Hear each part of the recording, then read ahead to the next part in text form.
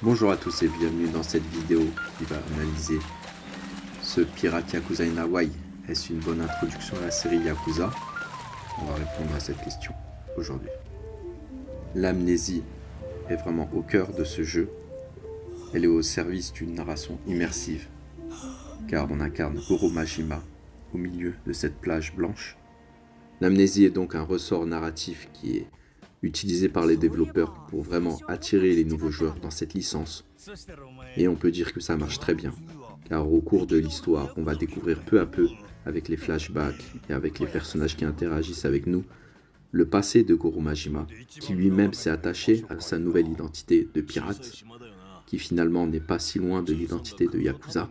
Pour les premiers joueurs, ça va être vraiment quelque chose d'intéressant, car ils vont pouvoir débuter l'histoire de la licence Yakuza avec cette amnésie et ce personnage qui découvre peu à peu qui il est. Le jeu s'amuse même à faire une narration interne avec des scènes parfois où Goro Majima se casse un peu le quatrième mur et parle directement aux spectateurs, aux joueurs. Il rigole même de sa situation. On voit tout là le côté un peu burlesque du jeu, ce côté aussi contrebalancé avec vraiment un aspect narratif, on va dire vraiment construit, qui laisse vraiment part à des émotions et ponctué de moments humoristiques. Le personnage secondaire de Noah va d'ailleurs l'aider à aller vers un cheminement peut-être un peu plus raisonnable. La signification d'ailleurs de son prénom signifie la sagesse, le repos, ce qui manque peut-être à Goro Majima. Narrativement, cet épisode est vraiment un bon début à la série des Yakuza, d'autant plus que le gameplay va faciliter cela, car on passe à un gameplay d'action en temps réel.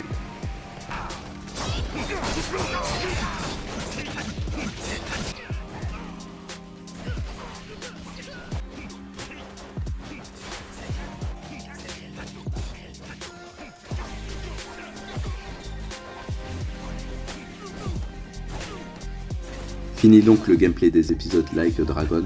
On retourne ici au système de combat en beat'em up temps réel. Il y a deux styles de combat. Le style Mad Dog, le combat à main nue basé sur la vitesse. On enchaîne les coups de poing et l'utilisation d'un couteau. Et on peut utiliser également des clones.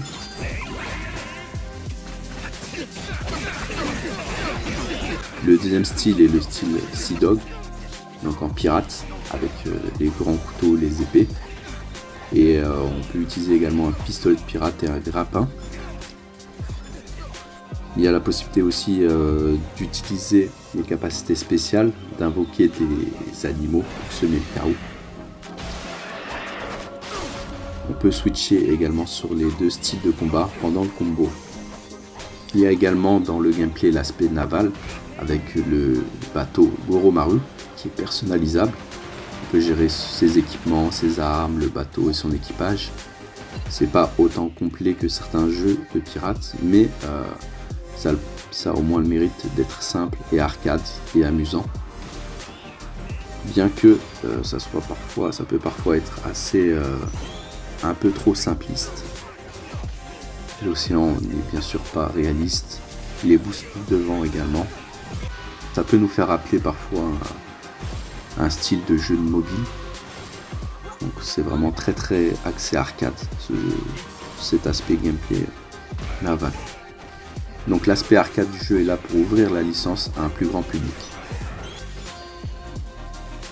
En conclusion, je dirais que ce Like a Dragon, Pirate Yakuza in Hawaii, est vraiment une bonne introduction à la série Yakuza, parce qu'on incarne ce Goro Majima, ce personnage un peu amnésique.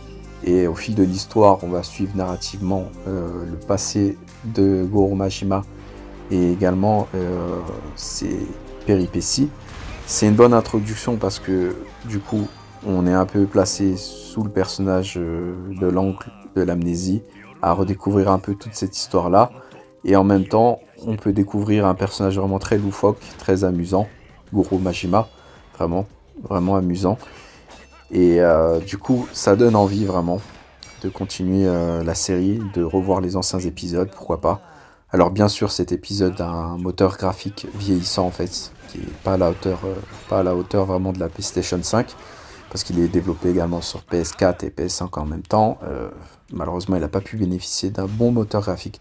Mais finalement, les graphismes, il n'y a pas que ça qui compte réellement, parce que le gameplay, il tient vraiment bien la route.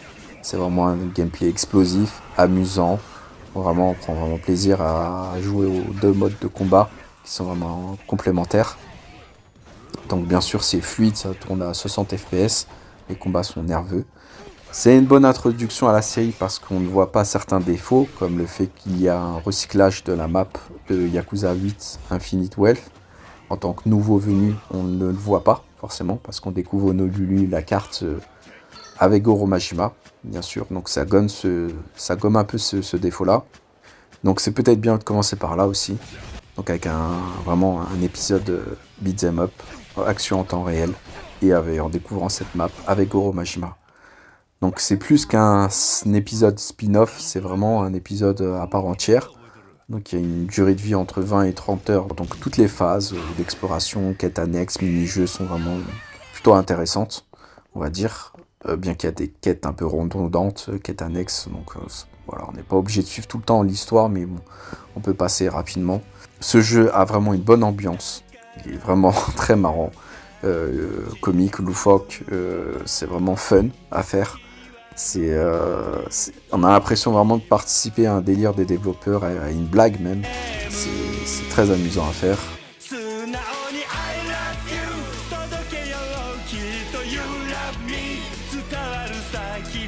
Pour l'ambiance, vraiment, je vous le conseille. L'aspect arcade, donc il y a du bon, il y a du mauvais. Pour l'aspect bateau, j'ai pas trop bien aimé, mais pour l'aspect combat, j'ai vraiment bien aimé. Les autres aspects, ils auraient peut-être pu mieux développer les combats navals. C'est dommage que, par exemple, des jeux de 2013 comme Assassin's Creed Black Flag faisaient mieux en combat naval.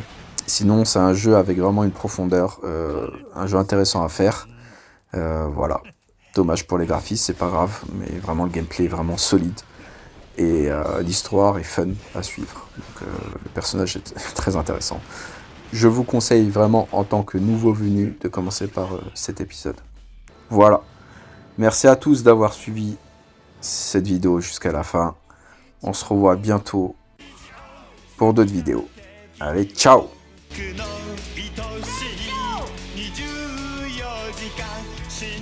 On peut dire que c'est un épisode osé et original.